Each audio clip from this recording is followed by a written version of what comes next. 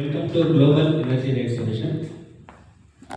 Basically ನಾವು LED lights manufacturing ಮಾಡ್ತೀನಿ, LED light manufacturing ಮಾಡ್ತೀನಿ ಅಂತ ಪ್ರತಿ ಸರಿ ನಿಮಗೆ ಮಾಡ್ತಾ ಬರ್ತಿದ್ದೆ. ಅದರ ಡೀಟೇಲ್ಸ್ನ ನಾನು ಇವತ್ತು ಪ್ರೆಸೆಂಟೇಷನ್ ಮುಂದೆ ಅವಕಾಶ ಮಾಡಿಕೊಟ್ಟಿದ್ದಕ್ಕೆ ಥ್ಯಾಂಕ್ ಯು.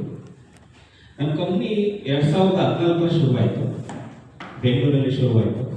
ನಾವು ಇನ್ನೋವೇಟಿವ್ ಪ್ರಾಡಕ್ಟ್ನ ನಾವು ಮಾಡ್ತಾ ಇದ್ದೀವಿ. ಇದರಲ್ಲಿ ರೆಸಿಡೆನ್ಸಿಯಲ್ ಇರ್ಬೋದು, ಕಮರ್ಷಿಯಲ್ ಇರ್ಬೋದು, ಅಥವಾ ಇಂಡಸ್ಟ್ರಿಯಲ್ ಅಪ್ಲಿಕೇಶನ್ಸ್ಗೆ ಏನೇನು ಬೇಕೋ ಲೈಟ್ಸ್ನ ಮ್ಯಾನುಫ್ಯಾಕ್ಚರಿಂಗ್ ಮಾಡ್ತಾ ಇದ್ದೀವಿ. ಈಗ ಯಾಕೆ LED ಯೂಸ್ ಮಾಡಬೇಕು ನಿಮಗೆಲ್ಲ ಗೊತ್ತಿರುತ್ತೆ. LED ಅಂದರೆ ಯಾಕೆ ಯೂಸ್ ಮಾಡಬೇಕು ಅಂತ ಎಲ್ರಿಗೂ ತಲೆಯಲ್ಲಿ. ಈಗ ನೋಡಿ, ಹಿಂದಿನ ಕಾಲದಲ್ಲಿ ಏನಾಗ್ತಾ ಇತ್ತು ಅಂತಂದರೆ, ನಾವು ಬೆಳಕನ್ನು ಹೇಗೆ ಯೂಸ್ ಮಾಡ್ತಾ ಇದ್ವಿ ಅಂದರೆ ಪಂಚಲ್ಲಿ ಯೂಸ್ ಮಾಡ್ತಾ ಇದ್ವಿ. ನಿಮ್ಗೆ ಗೊತ್ತಿರಬೇಕು, ಒಂದು 500-600 ವರ್ಷದಿಂದ ಪಂಚ್, ನಮಗೆ ಬೆಳಕಂದ್ರೆ ಬೇಕು ಅಂತ ಪಂಚ್ ಇಟ್ಕೊಂಡು ಓಡಾಡ್ತಾ ಇದ್ವಿ. ಆನಂತರ ಏನಾಯ್ತು ಅಂದರೆ ಸಿಮಿಡಿ ಲ್ಯಾಂಟರ್ಗಳು ಬಂತು. ಆನಂತರ ಏನಾಯ್ತು ಅಂತಂದರೆ ಬರ್ತಾ ಬರ್ತಾ ಮನುಷ್ಯ ಬೆಳವಣಿಗೆ ಆದದಂಗೆ ಗ್ಯಾಸ್ ಲೈಟ್ಗಳು ಬರ್ತಕ್ಕೆ ಶುರುವಾಯಿತು. ಗ್ಯಾಸ್ ಲೈಟ್ ನೋಡಿರ್ತಾರೆ, ಮದುವೆ ಮನೆಗಳನ್ನ ಹಿಡ್ಕೊಂಡು ಓಡಾಡಿರ್ತೀವಿ, ನೋಡಿರ್ತಾರೆ, ನಮ್ಮ ಕಾಲದಲ್ಲೂ ನೋಡಿದ್ದೀವಿ. ನೆಕ್ಸ್ಟ್ ಬರ್ತಾ ಏನಾಯ್ತು ಅಂದರೆ ಇಂಡಿಕೇಟ್ಸ್ ಬರೋದು ಶುರು ಆಯಿತು.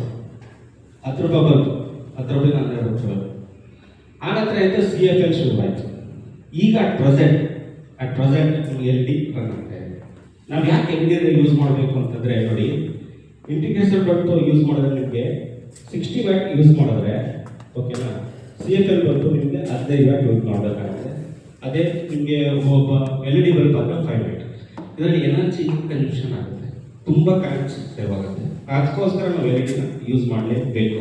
ಆಮೇಲೆ ಇನ್ನೊಂದು ಮೇನ್ಲಿ ಏನಂದರೆ, ಇದು ಇಕೋ ಫ್ರೆಂಡ್ಲಿ. ಅವರು ಯಾವುದೇ ಥರದ ಎನ್ವೈರ್ಮೆಂಟ್ಗೆ ತೊಂದರೆ ಕೊಡಲ್ಲ. ಇನ್ನೊಂದೇನು ಅಂತಂದರೆ, ಮೇನ್ಲಿ ಇದು ಯಾವ ಥರ ಡಿಸೈನ್ ಬೇಕಾದ್ರೂ ನಾವು ಮಾಡ್ಕೊಳ್ಬೋದು. ಡಿಸೈನ್ ಲೈಟ್ಸ್ ಕೊಡೋದು LED ನಾವು ಮಾಡ್ಬೋದು, ಬೇರೆ ಆಗಲ್ಲ. ನೆಕ್ಸ್ಟ್, ಇದರಲ್ಲಿ 2 ಥರ ಲೈಟ್ಸ್ಗಳು ಬರುತ್ತೆ. ಒಂದು AC ಲೈಟ್ಸ್ ಅಂತ, ಈಗ ನಾವು ಏನು ಯೂಸ್ ಮಾಡ್ತಾ ಇದೀವಿ ಇವೆಲ್ಲ AC lights, alternate current lights ಅಂತ. ಇನ್ನೊಂದು DC ಲೈಟ್ಸ್ ಅಂತ ಬರುತ್ತೆ. ಈಗ AC ಲೈಟ್ಸ್ ಬಗ್ಗೆ ನಾನು ಎಕ್ಸ್ಪ್ಲೇನ್ ಮಾಡ್ತೀನಿ. ಇದು ಆಫೀಸ್ ಲೈಟ್ಸ್ ಯೂಸ್ ಮಾಡ್ತಾ ಇರ್ತೀವಿ ನೋಡಿ, ಇದೆಲ್ಲ ಆಫೀಸ್ ಲೈಟ್ಸ್ಗಳು ಯೂಸ್ ಮಾಡೋಂಥ ಲೈಟ್ಸ್ಗಳು ಇಲ್ಲ.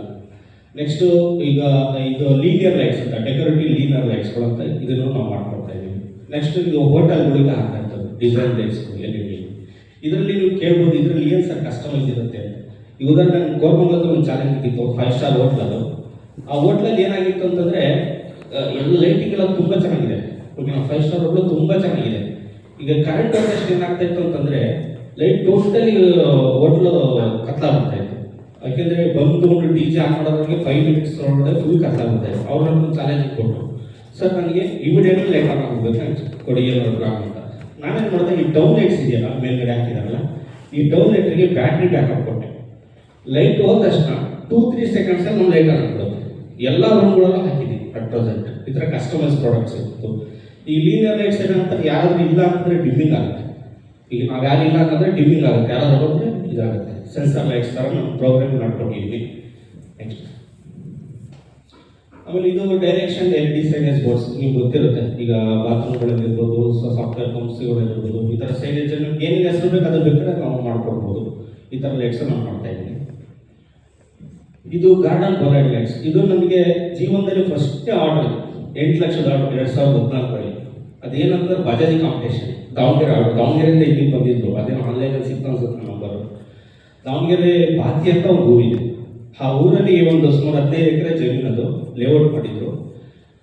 ಇದನ್ನು ನಾನು ಏನು ಮಾಡಿದೆ, ಉತ್ತರ ಪ್ರದೇಶದಿಂದ ತರಿಸಿದೆ. ಬಾಡಿ ಅಲ್ಲಿ ಮ್ಯಾನುಫ್ಯಾಕ್ಚರಿಂಗ್ ಇದ್ದು ಅವ್ರ ಹತ್ರ ತರಿಸಿ ನಾನು ಮಾಡಿಕೊಟ್ಟೆ. ಸುಮಾರು 15 ಎಕರೆಗೆ ನಾನು ಫಸ್ಟ್ ಆರ್ಡ್ರು 9.5 ಲಕ್ಷದ ಅನಿಸುತ್ತೆ ಫಸ್ಟ್ ಆರ್ಡ್ರು ನಂದು, ನನ್ನ ಕಂಪ್ನಿ ಶುರುವಾದಾಗ. ನೆಕ್ಸ್ಟ್ ಇದೆಲ್ಲ ಆದಮೇಲೆ ಇವೆಲ್ಲ ಮಾಮೂಲಿ ನೋಡಿದರೆ ಗಾರ್ಡನ್ ಬೋಲಾರ್ಡ್ಸ್ಗಳಿಗೆ ನಾವು ಯೂಸ್ ಮಾಡ್ತಾ ಇದ್ದೀವಿ.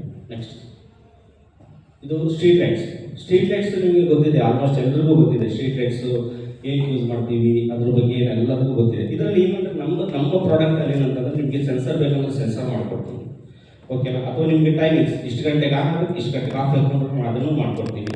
ಇನ್ನು ಫ್ಲಡ್ ಲೈಟ್ಸ್ಗಳು ನೋಡಿದ್ದೀರಾ. ಫ್ಲಡ್ ಲೈಟ್ಸ್ ನೀವು ಆಲ್ಮೋಸ್ಟ್ ನೋಡಿ ಬೋರ್ಡ್ಗಳಲ್ಲಿ ಯೂಸ್ ಮಾಡ್ಬೋದು, ಸ್ಟೇಜಲ್ಲಿ ಯೂಸ್ ಮಾಡ್ಬೋದು, ಓಕೆನಾ. ಇದರಲ್ಲಿ ನಾವು ಡೆಕೋರೇಟಿವ್ಗೂ ಸಹ ಇದನ್ನು ಯೂಸ್ ಮಾಡ್ಬೋದು. ಮರಗಳಿಗೆ ಹಾಕ್ಬಿಟ್ಟು ಬೇಕಾದ್ರೆ ಕಲರ್ LEDಸನ್ನು ಮಾಡ್ಕೊಡ್ಬೋದು ಇದರಲ್ಲಿ flood lights. Next high mast lights. ಅರೌಂಡಿಂಗ್ ನಾನು 2015 ಶುರು ಮಾಡಿದ್ದೀನಿ. ನನಗೆ ಅತಿ ಹೆಚ್ಚು ಮೂವ್ಮೆಂಟ್ ಆ ಪ್ರಾಡಕ್ಟ್ ಅಂದರೆ ಇದೊಂದು. ಈಗ ನಾನು ಆಲ್ಮೋಸ್ಟ್ ಎಲ್ಲ ಜಿಲ್ಲಾ ಪಂಚಾಯತ್, ತಾಲೂಕ್ ಪಂಚಾಯತ್, ಗ್ರಾಮ ಪಂಚಾಯತ್ವರೆಗೂ ನಾನು ಪ್ರಾಡಕ್ಟ್ನ ಸೇಲ್ ಮಾಡ್ತಾ ಇದ್ದೀನಿ.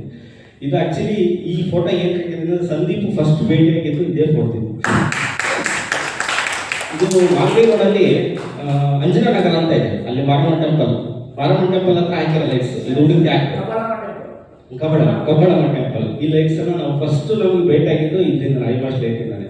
ಇದರಲ್ಲಿ ಏನಂದ್ರೆ ಇದರಲ್ಲೂ ಕಸ್ಟಮೈಸ್ ಪ್ರಾಡಕ್ಟ್ಸ್ ಇರುತ್ತೆ ನಮ್ಮ ಹತ್ರ. ಆಮೇಲೆ ದಾವಣಗೆರೆಯಲ್ಲಿ ಸ್ಮಾರ್ಟ್ ಸಿಟಿ ವರ್ಕ್ ನೋಡಿದಿರಲ್ಲ, ಸ್ಮಾರ್ಟ್ ಸಿಟಿಯಲ್ಲೂ ನಾವು ಸುಮಾರು 7 ಎಕರೆ ತಗೊಂಡ್ರಿ SS ಮಲ್ಲಿಕಾರ್ಜುನ್ ಸ್ಟೇಡಿಯಂ ಅಂತ ಹೇಳ್ಬಿಟ್ಟು ರೀಸೆಂಟಾಗಿ ಅದು ವರ್ಕ್ ಕಂಪ್ಲೀಟ್ ಮಾಡಿದೆ. ನೆಕ್ಸ್ಟ್ ಇದು ಸ್ಟೇಡಿಯಂ ಲೈಟ್ಸ್. ಈಗ ನೀವು ನೋಡಿದ್ರೆ ಚಿನ್ನಸ್ವಾಮಿ ಸ್ಟೇಡಿಯಂ ಲೈಟ್ಸ್ಗಳೆಲ್ಲ ನೋಡಿದ್ರೆ ಈ ಥರದ್ದು ನೀವು ಕಸ್ಟಮೈಸ್ ಏನೇ ಬೇಕಂದ್ರೂ ನಾನು ಫೋನ್ ಡಿಸೈನ್ ಕೊಟ್ಟರೆ ಫೋನ್ ಸಹ ಮಾಡಿಸಿ ನಾನು ತೊಗೊಂಬಂದು ನಾನು ಇನ್ಸ್ಟಾಲೇಷನ್ ಲೈಟ್ನ ಹಾಕಿ ಕೊಡ್ತೀನಿ. ನೆಕ್ಸ್ಟ್ ಇದು ಡೆಕೋರೇಟಿವ್ ಪೋಲ್, ಅಂದರೆ ಕ್ಯಾಸ್ಟ್ ಐರನ್ ಡೆಕೋರೇಟಿವ್ ಪೋಲ್ ಅಂತ ಕರಿತೀವಿ. ಇದು ನೀವು ಆನ್ಸರ್ ಹೇಳ್ದಂಗೆ ಅವಾಗಲೇ ಈ ರಾಷ್ಟ್ರೀಯ ನಾಟಕ ಮಂಡಳಿ ಕೇಳಿರ್ತಾರೆ ಜ್ಞಾನಭಾರತಿ ಇದರ ಹತ್ರ ಯೂನಿವರ್ಸಿಟಿ, ಅಲ್ಲಿ ಟೋಟಲ್ ಶುರುವಿಂದ ಎಂಡಿಂಗ್ವರೆಗೂ ನಮ್ಮ ಲೈಟ್ಸ್ ಇರೋದು ಸೇಮ್ ಲೈಟ್ಸ್. ಇದು ಮೋಸ್ಟ್ಲಿ CT ರವಿ ಹೊಸರು BJP ಇದ್ದಾಗ ನನಗೆ 1 ಇಯರ್ ಬ್ಯಾಕ್ ನಂಗೆ ಕೊಟ್ಟಿದ್ದು ಆಡೋದು. ಅರೌಂಡಿಂಗ್ ಏನಿಲ್ಲ ಅಂದ್ರೆ 20-25 lakhs ಆರ್ಡರ್ ಇರುತ್ತೆ. ಇದು ನಾನು ಕಂಪ್ಲೀಟ್ ಮಾಡ್ಕೊಂಡಿದ್ದೀನಿ. ಇವು ಅಲ್ಲಿ ಹೋದ್ರೆ ಬೇಕಾದ್ರೆ ನೋಡ್ಬೋದು ನಮ್ಮ ಲೈಟ್ಸ್ಗಳಿದೆ. ಆಮೇಲೆ ಇದ್ರಲ್ಲಿ ಡಿಫ್ರೆಂಟ್ ಟೈಪ್ ಆಫ್ ಇರುತ್ತೆ, ಅಂದರೆ ಯಾವ ಥರ ಮಾಡಲ್ ಬೇಕಂದ್ರೆ ಅದು ಮಾಡಿ. ಬಟ್ ಕ್ಯಾಸ್ಟ್ ಐರನ್ ಇದೆ, ತುಂಬ ಎಕ್ಸ್ಪೆನ್ಸಿವ್ ಇರುತ್ತೆ ಕ್ಯಾಸ್ಟ್ ಐರನ್. ಯಾಕಂದರೆ ನಮ್ಮ ಬೆಂಗಳೂರಲ್ಲಿ ಯಾರು ಮ್ಯಾನುಫ್ಯಾಕ್ಚರ್ ಇಲ್ಲ. ಇವನ್ ನಾನು ಚೆನ್ನೈ ಹೋಗ್ಬೇಕು, ಇಲ್ಲ ಅಂತಂದರೆ ನಾರ್ತಲ್ಲಿ ಹೋಗ್ಬೇಕಾಗುತ್ತೆ. ನೆಕ್ಸ್ಟ್ ಇದೆಲ್ಲ ಹೇಳಿದ್ರು ನಾನು AC ಲೈಟ್ಸ್. ಇನ್ನು ನೆಕ್ಸ್ಟ್ ಸೋಲಾರಿಗೆ ಬರ್ತೀನಿ. ಸೋಲಾರ್ ಲೈಟ್ಸ್ ಏನು ಮಾಡ್ತೀವಿ ಅಂತಂದರೆ ನಮ್ಮದು ಸೋಲಾರ್ ಲ್ಯಾಂಟರ್ನ್ ಇದೆ. Solar lantern, solar home light kit. Solar lantern ಪ್ರತಿಯೊಬ್ಬರು ಮನೆಗೂ ಯೂಸ್ ಮಾಡೋಕ್ಕೆ ಬೇಕಾಗುತ್ತೆ, ಎಲ್ಲರೂ ಯೂಸ್ ಮಾಡ್ತಾರೆ. ಎಷ್ಟು ಹೋಮ್ ಲೈಟ್ ಕಿಟ್ಟು ಅಷ್ಟೇ. ಇದು ಆಲ್ಮೋಸ್ಟ್ ನನಗೆ ಗೌರ್ಮೆಂಟ್ ಆರ್ಡರ್ಗಳು ಜಾಸ್ತಿ. ಒಂದು ಪ್ರತಿ ವರ್ಷ ನನಗೆ ಅರಣ್ಯ ಇಲಾಖೆಯಿಂದ ಆರ್ಡರ್ ಕೊಡುತ್ತೆ. ಆಮೇಲೆ ನೆಕ್ಸ್ಟು ನಮ್ಮ ಸಮಾಜ ಕಲ್ಯಾಣ ಇಲಾಖೆಯಿಂದ ಆರ್ಡರ್ ಬರುತ್ತೆ. ಲ್ಯಾಂಟರ್ನು ಅಷ್ಟೇ. ಈಗ ಪ್ರೆಸೆಂಟ್ಲಿ ನಾವು ಪ್ರತಿ ಗ್ರಾಮಗಳಿಗೂ ಲ್ಯಾಂಟರ್ ಸಪ್ಲೈ ಮಾಡ್ತಾನೆ ಇದ್ದೀವಿ. ಬಟ್ ಕೆಲವರು ಡೀಲರ್ಗಳು ಏನು ಮಾಡ್ತಾರೆ ಅಂತಂದ್ರೆ ಅವ್ರ ಹೆಸರು ಹಾಕೊಂಡು ಬೇಕು ಮಾಡ್ತಾರೆ ಅಷ್ಟೇ, ನನ್ನ ಹೆಸರು ಬರಲ್ಲ ಅಷ್ಟೇ ಇವಾಗ. ನೆಕ್ಸ್ಟ್ ಇದರಲ್ಲಿ ಸೋಲಾರ್ ಸ್ಟ್ರೀಟ್ ಲೈಟ್ಸ್. ಇದರಲ್ಲಿ 2 ಥರ ಇರುತ್ತೆ ಸೋಲಾರ್ ಸ್ಟ್ರೀಟ್ ಲೈಟಲ್ಲಿ. ಒಂದು ಪ್ಯಾನಲ್ ಸಪ್ರೇಟ್ ಆಗಿರುತ್ತೆ, ಬ್ಯಾಟ್ರಿ ಸಪ್ರೇಟ್ ಆಗಿರುತ್ತೆ, ಲೈಟ್ ಸಪ್ರೇಟ್ ಆಗಿರುತ್ತೆ. ಓಕೆನಾ? ಇದು ಇಂಟಿಗ್ರೇಟೆಡ್ ಸೋಲಾರ್ ಸ್ಟ್ರೀಟ್ ಲೈಟ್ ಅಂತ ಕರಿತೀವಿ. ಇನ್ನೊಂದು ಎಲ್ಲ ಇನ್ಬಿಲ್ಟ್, ಸೋಲಾರ್ ಪ್ಯಾನಲ್ಲು ಬ್ಯಾಟ್ರಿ ಎಲ್ಲ ಇನ್ಬಿಲ್ಟ್ ಇರುತ್ತೆ. ಇದು all in one street light ಅಂತ ಕರಿತೀವಿ. ಇದು ಏನಾಗುತ್ತೆ ಅಂದರೆ ಎಲ್ಲ ಇದನ್ನು ಅಷ್ಟೇ ಗ್ರಾಮ ಪಂಚಾಯತಿ, ಜಿಲ್ಲಾ ಪಂಚಾಯತಿ, ತಾಲೂಕ್ ಪಂಚಾಯತಿ ಪ್ರತಿಯೊಂದು ಕಡೆ ನಾನು ಇನ್ಸ್ಟಾಲೇಷನ್ ಮಾಡಿದ್ದೀನಿ. ಇದೆಲ್ಲ ಉಡುಪಿ ಹಾಕಿರೋದು, ಆ್ಯಕ್ಚುಲಿ ಉಡುಪಿದಿದೆಲ್ಲ ಇಮೇಜಸ್. ಇದು ಬಂದ್ಬಿಟ್ಟು ನಮ್ಮದು ಸರ್ಜಾಪುರ ಗೌರ್ಮೆಂಟ್ ಆರ್ಡರ್, ಅದು ಗೌರ್ಮೆಂಟ್ ಹೈಮಾಸ್ಟ್ ಲೈಟ್ಸ್ ಇದು, ಅದನ್ನು ಮಾಡಿದ್ದೀನಿ. ಇನ್ನು ಗಾರ್ಡನ್ ಬಲಾಟನ್ಸ್, ಇದು ಸಾಫ್ಟ್ವೇರ್ ಕಂಪ್ನಿಗಳಿಗೆ ಜಾಸ್ತಿ ಸಪ್ಲೈ ಮಾಡೋದು. ಬಟ್ ಇದನ್ನು ನಾನು ಮ್ಯಾನುಫ್ಯಾಕ್ಚರಿಂಗ್ ಮಾಡೋದು ಇಂಪಾರ್ಟ್ ಬಂದಿರೋ ಐಟಮ್ಸ್ ನಾನು, ಯಾಕಂದರೆ ಮ್ಯಾನುಫ್ಯಾಕ್ಚರಿಂಗ್ ಮಾಡೋಕ್ಕೆ ಇಲ್ಲಿ ಜಾಸ್ತಿ ಪ್ರೈಸ್ ಆಗ್ತಾ ಇದೆ, ಬೇರೆ ಕಾಂಪೇಟ್ ಮಾಡೋಕ್ಕಾಗ್ತಾ ಇದೆ. ಎಲ್ಲ ಥರದ್ದು ಇರುತ್ತೆ. ಕೆಲವೊಂದು ಇದು ನೋಡಿ ಇವೆಲ್ಲ ನಾನು ಮಾಡಿರುತ್ತೆ. ಬಟ್ ಏನಂತಂದರೆ ಮೂವ್ಮೆಂಟ್ ಇರಲಿಲ್ಲ, ಶೋ ಕಾಣ್ತಾ ಇಲ್ಲ ಜನಗಳಿಗೆ. ನೋಡಿ ಮೇಲ್ಗಡೆ ಶೋ ಇದೆ, ಇನ್ನೊಂದು ಶೋ ಕಾಣಲ್ಲ. ಈಗ ಮೇಕ್ ಇನ್ ಇಂಡಿಯಾ ಶೋ ಕಾಣ್ತಾ ಇದೆ, ಹಾಗಾಗಿ ಮೂವ್ಮೆಂಟು ಅದು ಅಲ್ಲಿಗೆ ಹೋಗ್ತಾ ಇದೆ. ನೆಕ್ಸ್ಟ್ ಇದು ಇಂಪಾರ್ಟೆಂಟ್. ಈಗ ನಾನು ರೈತರ ಮಗ ಆಗಿರೋದ್ರಿಂದ ರೈತರಿಗೆ ಏನಾದ್ರು ಕೊಡಬೇಕು ಅಂತ ನನಗೂ ತಲೆಯಲ್ಲಿತ್ತು. ಅವಾಗ ಇದನ್ನು ನಾನು ಒಂದು ಸುಮಾರು ವರ್ಷದಿಂದಲೇ ಮಾಡಿರೋದು ಆ್ಯಕ್ಚುಲಿ. ಇದು ನಾನು ಕೃಷಿ ಮೇಳದಲ್ಲೂ ಹಾಕ್ತಾ ಇರ್ತೀನಿ, ಪ್ರತಿ ವರ್ಷ ಕೃಷಿ ಮೇಳದಲ್ಲೂ ನಾನು ಕೊಡ್ತಾ ಇರ್ತೀನಿ. ಆಮೇಲೆ ರೈತರುಗಳಿಗೆ ನಾನು ಸಬ್ಸಿಡಿ ಪ್ರಕಾರ ಕೊಡ್ತಾ ಇದ್ದೀನಿ. ಇದು ಏನಪ್ಪ ಅಂದರೆ ಟ್ರ್ಯಾಪ್ ಲೈಟ್ ಅಂತ ಕರಿತೀವಿ. ಆಲ್ಮೋಸ್ಟ್ ಎಲ್ಲರಿಗೂ ಗೊತ್ತಿರ್ಬೋದು. ಇದೇನಾಗುತ್ತೆ ಅಂದರೆ UV ಲೈಟ್ಸ್ ಯೂಸ್ ಮಾಡಿದ್ದೀವಿ, ಅಲ್ಟ್ರಾ ವೈಲೆಟ್ ಲೈಟ್ ಯೂಸ್ ಮಾಡಿದ್ದೀನಿ ಇದಕ್ಕೆ. ಆಲ್ಮೋಸ್ಟ್ ಇದು ಕಣ್ಣಲ್ಲಿ ನೋಡಬಾರ್ದು, ಜಾಸ್ತಿ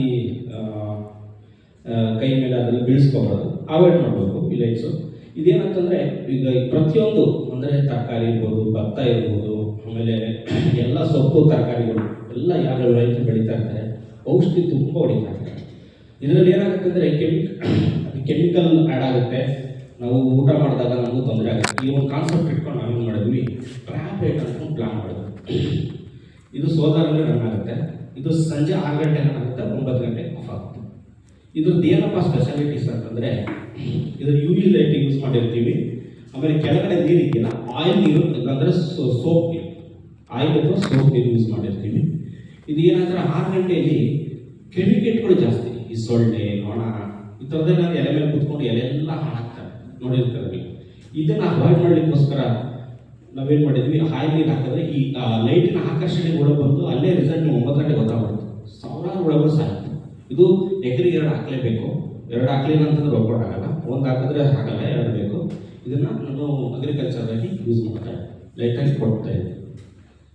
ನೆಕ್ಸ್ಟ್, ಥ್ಯಾಂಕ್ ಯು.